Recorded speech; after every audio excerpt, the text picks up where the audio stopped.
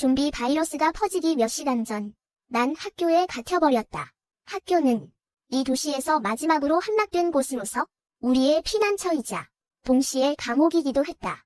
좀비로 포위된 도시, 학생인 내가 과연 어떻게 친구들과 손을 잡고 이겨낼 수 있을까? 이 좀비 아포칼립스를 6월 30일, 맑음. 엄마가 갑자기 전화를 걸어왔다. 샤오이, 당장 가서 물자 좀 사둬. 그리고 기숙사에 숨어 있어. 절대 밖으로 나오지 마. 시내에 좀비 바이러스가 퍼졌어. 대학가로 퍼지는 건 시간 문제야. 난 즉시 상황이 심각함을 감지했다. 부모님은 연구원이셔서 근거 없는 뜬소문은 절대 믿지 않으시는 분들이니까. 전화를 끊자마자 부모님은 돈을 보내주셨다. 우린 안전하단다. 너도 꼭 몸조심해야 해. 그리고 생존지침서 파일도 하나 보내주셨다. 난 바로 전화를 걸어 밖에 있던 룸메이트 3명을 불렀다. 우린 다 또래인데다 내 집안 사정에 대해서도 어느 정도 알고 있었기에 애들은 별다른 의심 없이 그 소식을 받아들였다. 각자 집에 전화를 마친 후 우린 가진 돈을 전부 모아 학교 마트로 달려갔다. 마트에 도착해서 우린 진열대로 가지 않고 곧바로 관리자를 찾아갔다. 동아리 행사 핑계를 대고 창고에서 바로 물건을 빼달라고 설득했다. 우린 기숙사 공간을 고려해서 다별 도시락과 통조림, 건빵, 컵라면 같은 즉석식품을 주문했고 당분 보충용으로 초콜릿도 샀다. 먹는 건 해결됐지만 물이 좀 문제였다. 상의 끝에 물 저장용 큰 통 3개를 샀고 생수와 전기포트도 추가로 주문했다. 종말의 상황에선 깨끗한 물이 무엇보다 중요하니까 그 외에도 소독용 알코올, 핫팩, 그리고 필수품인 보조 배터리까지 사느라 주머니가 거의 텅 비어버렸다. 기숙사 호수를 알리고 싶지 않아서 이 짐들을 오후 내내 직접 기숙사로 날랐다. 그 뒤엔 바로 학교 양호실로 달려갔다. 각자 핑계를 대고 비상용으로 기초의약품을 챙겼다. 이런 재난 상황에선 평범한 감기약조차 귀하니까 기숙사로 돌아오기 전 부모님이 보내준 지침서에 따라 식당에 가서 소금 한 포대를 얻어왔다. 소독도 할 수 있고 염분 보충도 되니까 이제 전기 문제만 남았다. 위급 상황이 오면 단전은 뻔한데 보조 배터리로는 오래 버틸 수가 없었다. 고민하던 중 룸메이트 TNTN이 아이디어를 냈다. 나 아는 물리학과 선배가 있는데 예전에 미니 태양광 패널 만든 적 있거든. 도와줄 수 있을지 모르겠네. 난 듣자마자 결단을 내리고 당장 그 선배를 불러오게 했다. 우린 그 선배가 여기 숙사에 몰래 들어오게 도운 뒤 짧게 자초지종을 설명하고 당장 물자를 비축하고 소문내지 말라고 일러뒀다. 선배는 금방 태양광 패널을 가져다 주겠다고 했다. 그 말을 들으니 겨우 한시름 놓았다. 마트에서 가져온 물건들을 정리하고 나니 태양광 패널이 도착했다. 선배와 함께 온 사람은 그의 룸메이트인 마오부판이었다. 방에 들어오자마자 그들은 기숙사 구조를 살피더니 베란다 구석에 태양광 패널을 설치해줬다. 그리고 배선을 점검하고 사용법과 가전제품 연결 방법을 알려줬다. 혹시 몰라 예비용 패널도 하나 남겨줬다. 만약의 사태를 대비해서 확인이 끝나자 그들은 아래층에서 나무 판자를 가져와 문과 창문을 보강해줬다. 그들이 가기 전 우린 고마움의 표시로 컵라면 한 박스를 건넸다. 지금 같은 상황에선 식량만큼 좋은 선물도 없으니까 그들은 고맙다며 받더니 선배가 가방에서 야구방망이 몇 개를 꺼내 우리에게 건네줬다. 호신용으로 쓰라면서 우린 서로의 무사를 빌며 그렇게 헤어졌다. 모든 준비를 마치고 문단속을 철저히 한 뒤 우린 말없이 둘러앉았다. 서로 손을 잡고 위로하며 모여서 휴대폰만 들여다봤다. 부모님 말씀대로였다. 우리가 장을 본 그 짧은 3시간 동안 시내에서부터 좀비 바이러스가 터진 것이다. 처음엔 인터넷에 영상이 돌았다. 사람을 공격했다는 뉴스, 광견병이라는 뉴스, 폭동이 일어났다는 뉴스들. 룸메이트들은 불안해하며 집에 전화를 걸어보려 했지만 통신망이 마비되어 연결되지 않았다. 나중엔 인터넷 새로 고침조차 되지 않았다. 우린 무거운 마음으로 다 같이 휴대폰을 무음으로 바꿨다. 마치 사형 선고를 받은 죄인처럼 세상이 인류에게 내릴 형벌을 기다렸다. 저녁 8시 32분 비명소리가 캠퍼스에 울려 퍼졌다. 시작은 식당 쪽이었다. 난 벌떡 일어나 옆 창문 커튼을 젖히고 밖을 내다봤다. 우리 기숙사는 정문과 가까워서 창문을 통해 정문 상황이 다 보였다. 경비실엔 아무도 없었고 바닥엔 누구 것인지 모를 핏자국만 흥건했다. 학교 정문은 활짝 열려 있었는데 깊어가는 어둠 속에서 마치 사람을 삼키려는 괴수 같았다. 잠시 후 조용하던 기숙사 밖은 사람들의 비명으로 아수라장이 됐다. 흉측한 얼굴을 한 괴물들이 사람들을 쫓아다니며 잡히는 대로 물어뜯고 있었다. 복도에선 쿵쿵거리며 도망치는 발소리가 들렸고 애원과 비명이 한배 뒤섞였다. 쿵 하는 소리와 함께 누군가 미친 듯이 우리 방 문을 두드렸다. 난 공포에 질려 문을 쳐다보며 입을 틀어막았다. 비명소리가 새어나오지 않도록 난 기숙사 방에 잔뜩 웅크리고 있었다. 좀비들이 이미 문 앞까지 들이닥쳤다. 쿵 하는 소리. 문이 세게 울렸다. 우린 무서워서 온몸을 떨었지만 아무도 소리를 내지 않았다. 원래 나무문이라 약한 편인데 계속 두드려대니 금방이라도 부서질 것 같았다. 다행히 오후에 마오부판이 문을 보강해주고 자물쇠도 새로 고쳐줬었다. 아니었으면 진작에 뚫렸을 것이다. 우린 문손잡이를 붙잡고 한참을 버텼다. 두드리는 소리가 점차 잦아들었다. 난 그제야 참았던 숨을 내쉬었다. 방금 그거 좀비 맞지? 밖에 사람들 있는 것 같은데 어떻게?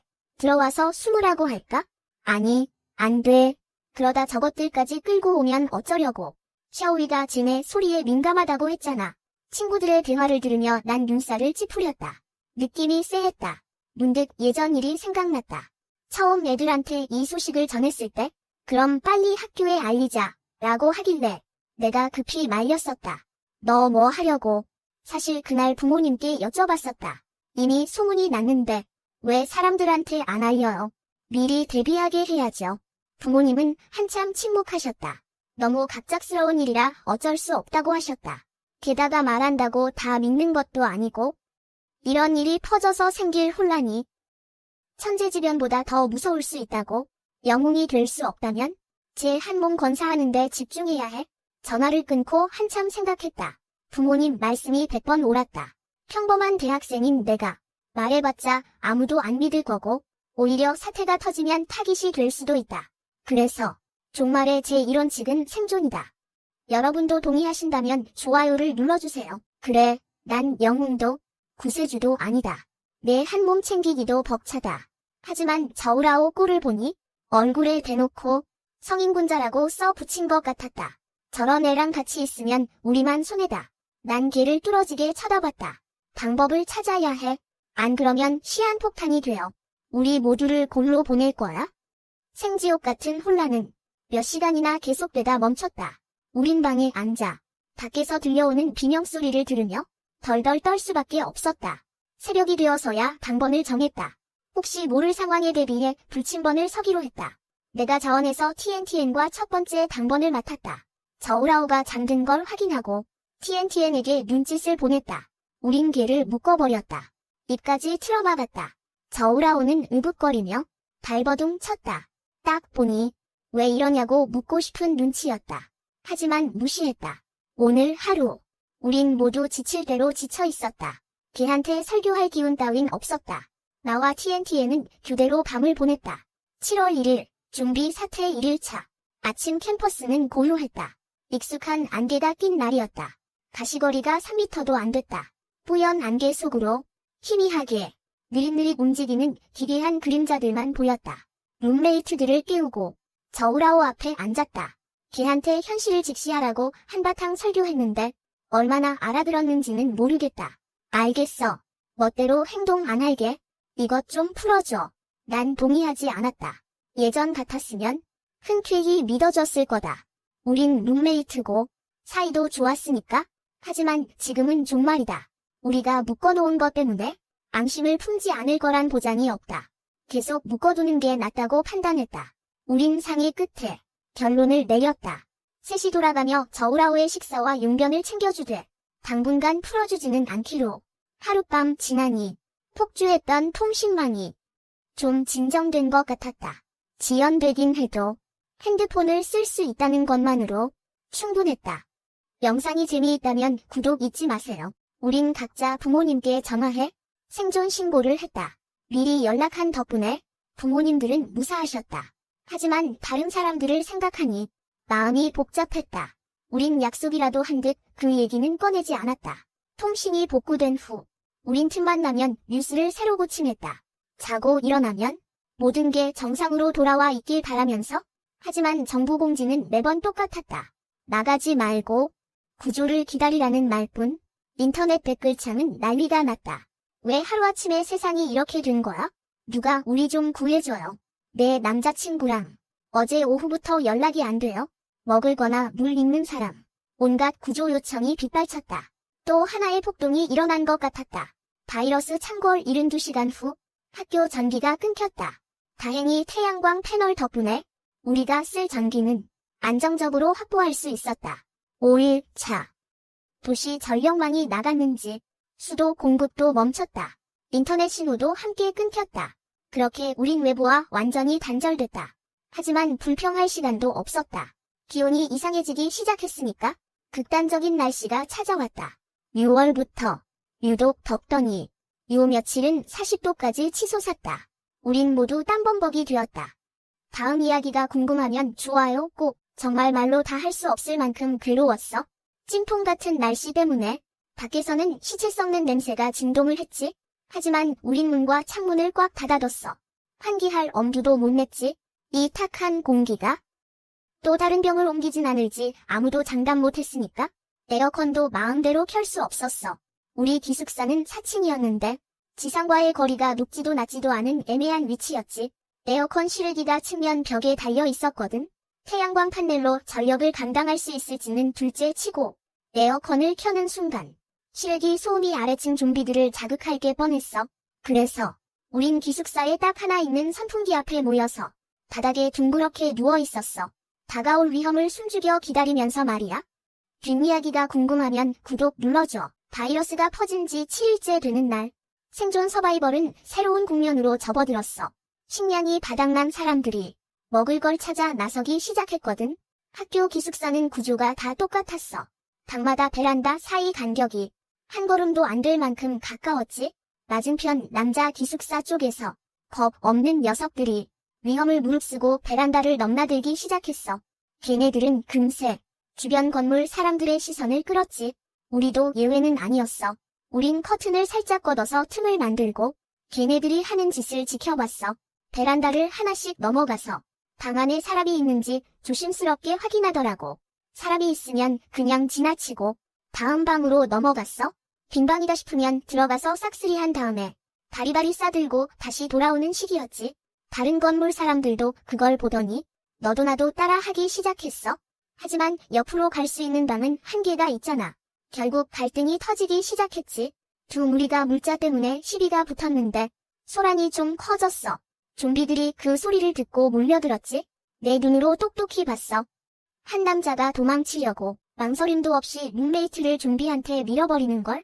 정말 적나라한 말세의 인간성을 아주 똑똑히 보여줬지. 우린 더 이상 못 보겠어서 커튼을 쳐버렸어. 방 안엔 한동안 정적만 흘렀지. 너라면 어떻게 했을 것 같아? 댓글로 알려줘. 바이러스 사태 15일차. 우린 기숙사 안에서 나름 질서 있게 생활하고 있었어. 저울아오는 여전히 묶여 있었지만 점차 이런 생활에 적응해가는 눈치였어. 요즘 들어 밖에서 물자를 구하려는 사람들이 매일 보였어. 심지어 어떤 사람들은 1층으로 뛰쳐나가서 어디서 구했는지 차를 타고는 마트를 털어서 멀쩡하게 돌아오기도 했어. 그 모습을 보니까 또 사람들의 마음이 흔들리기 시작한 거야.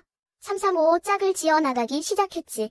그중에는 돌아온 사람도 있었지만 돌아오지 못한 사람들은 대낮에 배회하는 좀비 무리 속에서 낯익은 얼굴들을 발견할 수 있었어. 사태 발생 20일차. 며칠 내내 찜통더위가 이어지더니 이번엔 며칠 동안 폭우가 쏟아졌어. 기온은 내려갔지만 태양광 패널에 모아둔 전기가 바닥을 보이기 시작했지. 우린 어쩔 수 없이 전력 사용량을 줄여야 했어. 비가 그칠 때까지 말이야. 33일 차가 되자 투신자살하는 사람들이 생겨났어. 생존자가 점점 줄어들고 있었지. 그리고 35일 차. 살아남는 법이 궁금하다면 좋아요 꼭. 우린 블루투스라는 새로운 소통 방법을 찾아냈어. 아침에 TNTN이 베란다에서 씻다가 맞은편 남자 기숙사에서 아는 사람을 봤다는 거야. 5층 두 번째 방이었는데 우리보다 약간 왼쪽. 거기 선배랑 마오브판이 있었어. 걔네 가방에서 종이 2장을 들고 나왔는데 종이가 꽉 차게 큰 글씨가 쓰여 있었대. 각각 블루 투스라고 말이야. 순간 머리를 한 대 맞은 것 같았지. 얼른 휴대폰을 꺼내서 검색해봤어. 켜보니까 알겠더라. 주변에 이미 수많은 블루투스 신호가 잡히고 있었다는 걸. 마오부 판네 이름은 찾기 쉬웠어. 대놓고 몇 층 몇 호인지 적어놨더라고. 그래서 우린 블루투스 이름 변경으로 힘겹게 대화를 시작했어. 마오부 판 말로는 걔네 쪽에 3명만 남았대. 다른 룸메이트 하나는 처음에 말을 안 믿고 식당에 갔다가 못 돌아왔다나 봐. 참 씁쓸하더라. 하긴 좀비가 나온다는 말을 누가 쉽게 믿겠어. 우린 넷이 같이 있어서 천만다행이지. 이 난리통에 친구를 만나니까 너무 반가워서 우리 방이랑 걔네 방이랑 별의별 생존 팁을 다 공유했어. 서로의 경험을 바탕으로 물자 사용 계획도 더 효율적으로 짰고 블루투스로 소통이 가능해지니까 죽은 듯 조용하던 학교에 다시 활기가 도는 것 같았어. 영상 공유하고 친구들에게도 알려줘. 다들 블루투스 이름으로 물물 교환도 하더라고. 우리도 끼어들긴 했는데 가진 게 많다는 건 절대 티 내지 않았어. 42일 차가 됐을 때였어. 저우라오가 갑자기 신나서 말하는 거야. 내 남자친구가 차를 구했대. 우릴 데리고 나갈 수 있다는데 대신 우리 물자가 좀 필요하대. 언뜻 듣기엔 그럴싸해 보이지만 난 기가 차서 헛웃음이 나오더라. 너 설마 우리 식량 얼마나 있는지 그 남자한테 다 말한 거야? 저우라오는 멍하니 되묻더라고. 말하면 안 돼. 지금 같은 세상에 가진 걸 드러내는 게 얼마나 위험한 짓인지 몰라. 재수 없으면 목숨까지 날아간다고. 정말 답답하지 않아. 공감되면 좋아요. 게다가 그 남자 인성 자체가 원래 문제투성이었잖아. 둘이 연애 시작할 때부터 우린 내 남자친구 허리엔 별로라고 했었어. 완전 바람둥이였거든. 예전에 식당에서 밥 먹다가 딴 여자랑 어깨동무하고 가는 걸 봤는데 분위기가 장난 아니더라고. 돌아와서 저우라오한테 말해줬지. 근데 사랑에 눈이 멀었는지 내 남친이 그러는데 그냥 여사친이래. 나밖에 없대. 우리 말은 귓등으로도 안 듣고 허리에네 그 말도 안 되는 변명만 철석같이 믿는 거야. 콩깍지가 단단히 씌인 꼴을 보니까 더 말해봤자 입만 아프겠다 싶어서 관뒀었지. 난 한숨을 쉬며 말했어. 저우라오, 내가 걔랑 가는 건 안 말려. 작지도 않을게. 물자도 챙겨줄게. 하지만 내 몸만 가져가. 그리고 내 짐은 우리가 옮겨주지 않을 거야. 문도 열어주지 않을 거고. 알아서 해결해. 내 선택을 위해 우리가 희생할 의무도 없고 내 사랑 노름에 목숨 걸 생각도 없으니까. 알아들었어. 하지만 저우라오는 멍하니 고개를 끄덕였다. 마치 전혀 못 알아들은 눈치였다. 그러더니 고개를 돌려 허리엔에게 의견을 물었다. 저쪽에서 뭐라고 했는지는 모르겠지만 저우라오는 결국 그를 따라가기로 결정했다. 나는 기가 찼지만 말려도 소용없다는 걸 알기에 다음 날 우리는 저우라오 몫의 물자를 따로 챙겨주었다. 정리해보니 커다란 박스로 몇 개나 되었다. 밤이 되자 허리엔이 데리러 오겠다는 연락을 해왔다. 먼저 창문을 통해 밧줄로 짐을 내려보내라고 했다. 그들은 드론을 하나 띄웠는데 거기엔 작아 보이지만 소리는 엄청 큰 스피커가 달려 있었다. 그들은 먼저 소리를 이용해 우리 기숙사 주변의 좀비들을 유인해냈다. 그러고는 차를 건물 아래로 가져왔다. 그리고는 혹시 몰라 차 소리를 듣고 몰려든 좀비들을 다시 한번 멀리 유인했다. 안전한 걸 확인하고 차에서 내려 짐을 싣기 시작했다. 물자를 다 싣고 나자 저우라오가 난처해졌다. 건물 안으로 내려갈 엄두를 못 낸 것이다.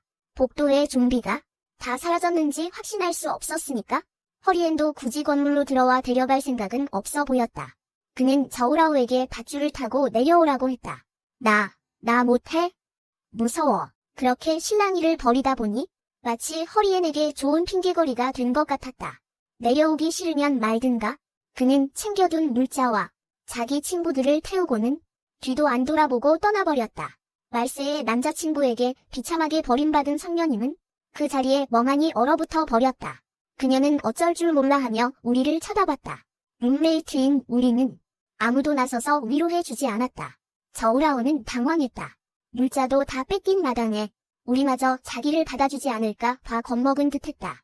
녀석은 눈물을 꾹 참으며 눈시울을 붉히더니 우리의 차가운 시선 속에서 고개를 푹 숙였다. 그러고는 뭔가 결심한 듯 벽 쪽을 가리키며 말했다. 나 옆방으로 갈게. 거긴 아무도 없는 것 같으니까. 우리랑 먹을 것 좀 나눠줄 수 있어? 조금이면 돼. 그 주눅든 모습을 보니 나는 결국 마음이 약해지고 말았다. 나는 한숨을 내쉬며 다가가서 등짝을 툭 쳤다. 저우라오는 멍하니 나를 올려다보더니 밖에서 괴롭힘 당하고 온 아이처럼 참았던 눈물을 왈칵 터뜨렸다. 내 어깨에 얼굴을 묻고 흐느꼈다. 미안해, 샤오위. 정말 미안해. 너희가 힘들게 모은 물자인데. 됐어. 그만 울어. 별일도 아닌데 뭘. 그럼 물자는 어떻게? 그 지극히 정상적인 질문에 우리 셋은 동시에 빵 터지고 말았다. 그 자식이 물자를 독차지할 거란 건 진작 예상했지. 내가 왜 그렇게 순순히 너한테 짐을 내주라고 했겠어? 저우라오는 어리둥절해하다가 이내 상황을 파악하고는 피식 웃음을 터뜨렸다. 종말의 밤. 다시 돌아온 그녀는 우리 셋과 서로를 꼭 끌어안았다. 허리엔 사건은 마치 스위치 같았다. 그 일을 계기로 우리 사이의 갈등이 사라졌으니까 우리는 더 이상 저우라오를 가둬두지 않았지만 오히려 본인이 자기를 묶어달라고 했다.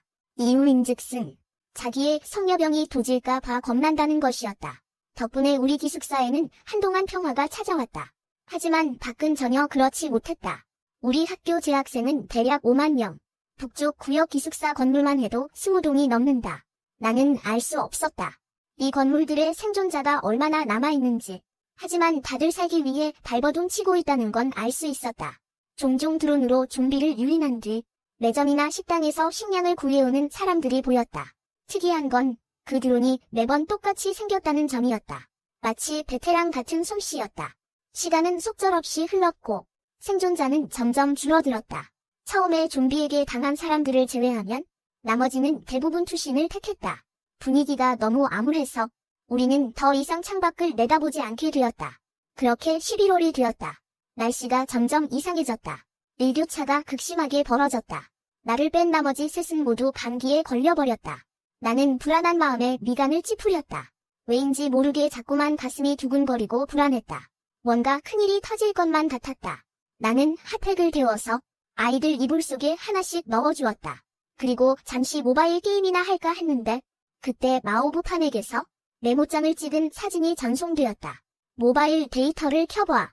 정보 공지가 떴어. 나는 심장이 덜컥 내려앉았다. 황급히 데이터를 켰다. 몇 달간 끊겨있던 인터넷은 여전히 먹통이었지만 의아해하던 찰나 알림창에 메시지 하나가 떴다. 정말로 문자가 수신된 것이다. 정보 발신 번호였다.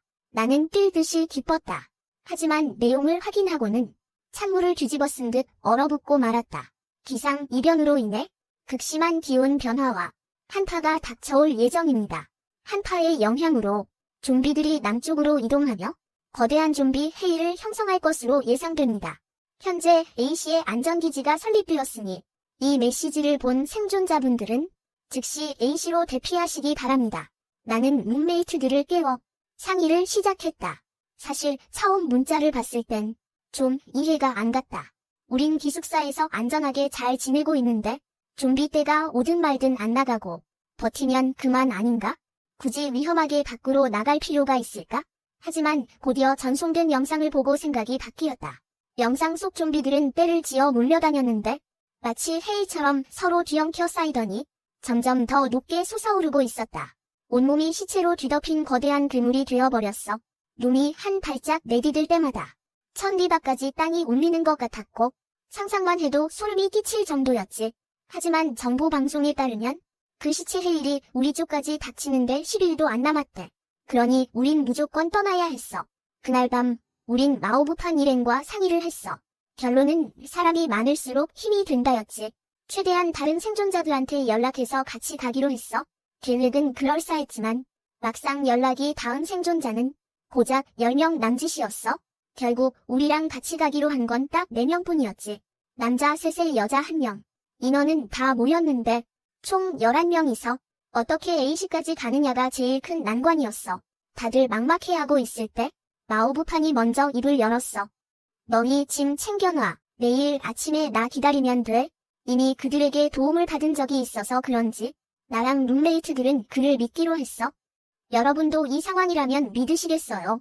좋아요를 눌러 알려주세요. 그날 밤은 다들 잠을 설쳤어. 아무도 몰랐지? 5개월 가까이 버텨온 안락한 곳을 이렇게 떠나게 될 줄은 꿈에도 몰랐으니까. 다음 날 익숙한 드론이 등장했어. 작은 확성기를 매달고 말이야. 우린 서둘러서 밧줄로 짐 상자를 아래로 내렸어. 짐을 다 옮기기도 전에 큰 버스 한 대가 도로를 타고 달려오더라. 좀비들이 다시 유인되자마자 마오부판이랑 왕진, 그리고 또 다른 룸메이트 송정희가 차에서 뛰어내렸어. 그들은 가까운 기숙사 정문을 밖에서 단단히 걸어 잠갔어. 건물 안에 좀비들이 튀어나오지 못하게 하려고. 그걸 본 다른 남자애들 셋도 침대 시트를 엮어 만든 밧줄을 타고 베란다에서 미끄러져 내려왔어. 걔네가 차에 짐을 싣는 동안 우리도 베란다를 타고 내려가기 시작했지. 놀라웠던 건 저번엔 무서워서 징징대던 저우라오가 이번엔 꾹 참고 내려왔다는 거야. 짐을 다 싣고 전원 탑승 완료. 차 문을 닫는 순간 약속이나 한 듯 다들 기숙사를 쳐다봤어. 이번에 떠나면 언제 다시 돌아올 수 있을지 기약이 없으니까. 저희가 무사할 수 있게 구독 한 번씩 부탁해요. 감상에 젖어 있다가 문득 생각이 났어. 마오부판, 너 면허는 있어? 순간 정적이 흘렀지. 다들 마오부판을 쳐다봤어. 걔도 당황하더니 있긴 한데 실전은 처음이야. 그냥 참아. 나 말고 운전할 줄 아는 사람 없잖아. 이 차는 어디서 났어? 기말고사 끝나고 방학하려던 차이었잖아. 우리 반 캠핑 가려고 학생회에서 빌려놨던 거야. 근데 좀비 사태 터지는 바람에 반납할 곳도 사라졌지 뭐. 이게 말이 되는 건지 모르겠지만 어쨌든 우리 일행은 그렇게 요란하게 길을 떠났어. 정부가 알려준 안전기지 위치를 보고 오프라인 지도로 경로를 확인해봤는데 고속도로로 가면 14시간이면 돼. 그리 멀지 않은 거리였지. 하지만 고속도로는 절대 무리야. 사태 터지자마자 꽉 막혀버렸을 게 뻔하니까. 지금 갔다 간 좀비들한테 도시락 배달 가는 꼴이지. 그래서 국도로 가야 했는데 속도도 못 내는 데다가 운전자는 마오부판 한 명뿐이라 이동 시간이 기하급수적으로 늘어났어. 대충 계산해봐도 꼬박 3일은 걸리겠더라고. 목적지까지 가려면 말이야. 도시를 빠져나가는 길에 외진 주유소를 좀 찾아봤어. 기름을 미리 쟁여두려고. 근데 주유소마다 좀비들이 비틀거리며 나오는 게 마치 우리 같은 대학생들의 순진함을 비웃는 것 같았어. 우린 꼬리를 내리고 도망칠 수밖에 없었지. 다행히도 국도에 진입하고 얼마 안 돼서 낡은 주유소 하나를 발견했어. 직원이 변한 좀비 딱 한 마리만 있더라고. 남자애들이 자원해서 차에서 내려갔어. 힘을 합쳐서 좀비 머리를 박살내고 휘발유 2통을 챙겨왔지. 이 정도로 기지까지 갈 수 있을진 모르겠지만 다시 자리를 잡고 출발했어. 이 질주가 헛되지 않기를 바라면서요. 친구들에게도 이 영상을 공유해주세요. 13시간을 쉬지 않고 달렸어. 이제 좀 쉬어가기로 했지. 차에서 내리지는 않고 안에서 식량을 나눠 먹었어. 다들 약속이라도 한 듯 뒷좌석을 마오부판한테 양보했어. 운전하느라 고생했으니 푹 자라고 말이야. 나머지는 그냥 아무데나 구겨 앉아서 쪽잠을 청했지. 우리 여자들은 서로 옹기종기 모여서 체온을 나눴어. 그렇게 밖에서의 첫날 밤은 생각보다 조용히 지나갔어. 계속 이렇게 순조로울 줄 알았는데 이튿날 어느 마을을 지날 때였어. 바닥에 깔린 못 때문에 타이어가 터져버린 거야. 마오부판이 급브레이크를 밟았고 차 안은 아수라장이 됐지. 안 그래도 차 뒤를 바짝 쫓던 좀비들이 점점 가까워지고 있었어. 차에 있으면 안 돼. 이러다간 차 안에 갇혀 죽게 생겼어. 정신 차린 마오부판이 급하게 차 문을 열었고 우린 서로 부축하며 내렸어. 눈앞에 보이는 상점을 향해 미친 듯이 뛰었지. 살기 위해 이렇게 뛰어본 건 처음이었어. 머리가 쭈뼛서고 다리는 낙덩이를 매단 것처럼 무거웠어. 사방에서 좀비들이 몰려오는데 갑자기 옆에서 누군가 발을 뻗어서 내 쪽으로 오던 놈을 걷어차줬어. 날 구해준 건 왕진이었어. 고맙다는 눈빛을 보내고 다시 무리를 따라 죽어라 뛰었지. 상점 입구에 다다랐는데 앞서가던 애들이 갑자기 멈추는 거야. 다급하게 쳐다봤더니 안에서 좀비 2마리가 튀어나온 거지. 앞장섰던 2명은 어리 빠졌는지 그 자리에 굳어버렸어. 난 생각할 겨를도 없이 뛰어들어서 문가에 있던 삽을 집어들고 좀비 머리를 향해 힘껏 내리쳤어. 검은 피가 온 몸에 튀었지만 주저할 시간이 없었어. 바로 몸을 돌려 삽을 치켜들고 2번째 놈 머리통을 후려갈겼지. 힘이 좀 모자란 것 같아서 확인 사살로 한 번 더 찍어버렸어. 정신 안 차려? 멍하니 있지 말고 움직여. 그제야 정신이 든 2사람이 허겁지겁 무기를 챙겨 날 돕기 시작했어. 다음 이야기가 궁금하다면 팔로우 잊지 마세요. 우린 힘을 합쳐 좀비를 밀어냈어. 뒤에서 달려오는 사람들이 피할 공간을 만들기 위해서였지. 그들이 빨리 상점 안으로 들어오게 해야 했거든. 마오부파는 맨 뒤에서 우리를 엄호하며 달렸어. 몇 번이나 좀비가 녀석이 옷자락을 잡을 뻔했지. 녀석은 그때마다 거칠게 룸들을 걷어찼어. 지켜보는 내 심장이 튀어나올 것만 같았어. 간신히 마지막 사람까지 안으로 들어왔고 우린 문을 붙잡고 있었어. 마오부판이 들어오자마자 다들 준비를 하면서 말이야. 난 녀석을 잡아 끌려고 손을 뻗었는데 녀석은 오히려 날 반대쪽으로 밀쳐버렸어. 그리고는 밖에서 문을 닫아버리는 거야. 난 믿을 수 없어서 쳐다봤지. 마오부판, 너 뭐 하는 거야? 녀석은 웃고 있었어. 몰려오는 좀비 떼를 등진 채로 나를 향해 왼손을 들어 보였는데 거기엔 선명하고 깊은 이빨 자국이 나 있었어. 살점이 뜯겨나가고 검붉은 피가 흐르고 있었지. 그 순간 녀석의 행동이 전부 이해가 갔어. 물린 거야? 현실은 충격에 빠질 시간조차 주지 않았어. 좀비 떼가 벌떼처럼 녀석에게 달려드는 걸 지켜볼 수밖에 없었지. 놈들이 철문에 기댄 녀석을 덮쳤어. 고통도 느껴지지 않는다는 듯 녀석은 억지로 웃어 보이며 큰 소리로 외쳤어.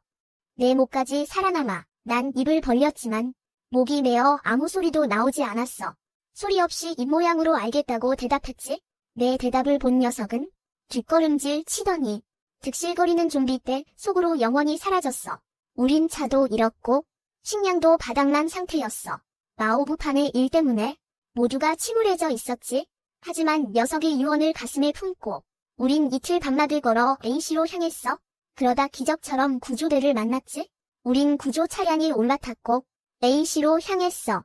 차에서 내리니 부모님이 이미 기다리고 계셨어. 날 기다리고 계셨던 거야? 난 달려가서 부모님 품에 안겼어. 엉엉 소리 내어 울었지. 지난 몇 달간의 서러움과 공포가 그 순간 한꺼번에 터져나왔어. 난 A시에서 부모님과 다시 삶을 시작했어. 모든 게 순조로웠고 질서가 잡혀갔지.